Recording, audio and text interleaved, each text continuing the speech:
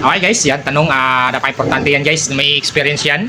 Anong gamot sa nagkalibanga? So sa Bisaya pa nagkalibanga, sa Tagalog nagtatai yung mga biik. So ito example. Yan, so kakabigay lang natin ng tips in idea sa ating followers. At yan, basahin nyo na lang sa Tagalog, Bisaya Tagalog. So summarize na lang natin.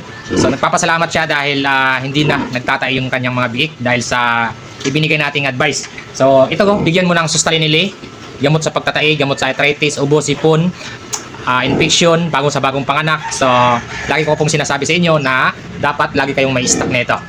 Yan. So dahil 21 days na yung sayo, bigyan mo ng 1 ml per piglet. Tapos repeat after nakalagay kasi dyan is 3 days. So kapag medyo malala na medication, repeat mo after 2 days.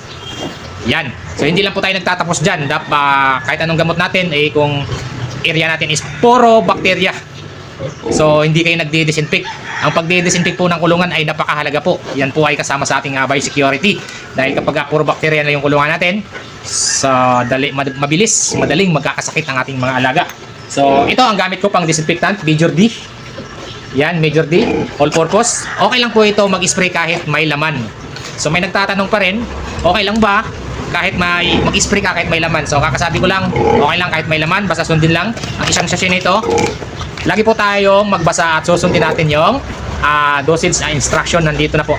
Yan, ito haluin tong 20 ml sa isang galong tubig, yun na po yung pang-disinfect, pang-basa mo sa mga sahig. So napaka-effective guys, lalo-lalo na ngayon, tag-ulan. So napakaraming meron na namang area na tinamaan ng virus. So alam niyo na kung ano yung mga viral virus. Hot cholera, ASF. So yung mga ganyan, yung common na tumatama sa mga inahin, yung parvo virus. So dapat makapagbigay tayo niyan na sa ASF wala pa namang vaccine. Merong vaccine pero nasa black market daw. Ayaw ko naman i-try pa. Pero yun, napaka-importante po talaga ang pag-disinfect, yung biosecurity po talaga. May nagtatanong anong gamot sa mga kagat-kagat. So spray lang yan, sprayan. Pero ang pinaka-solusyon po talaga yan, yung mga kagat ng mga insekto ay balutin ng net ang buong area. Dahil kahit anong gamot mo dyan, tuwing gabi napakaraming lamok. So kapag nakagat ng lamok yan, isa pa yung lamok, langaw, carrier po ng virus yan, bacteria, virus, yung dumi ng daga, manok, hayop. So lagi ko pinapaalala po sa inyo yan na higpitan ang biosecurity.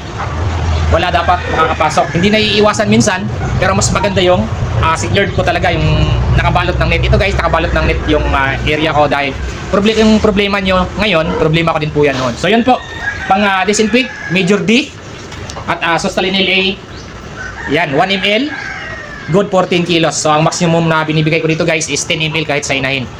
So yan, Sustainil A, product by Unibet Unaco.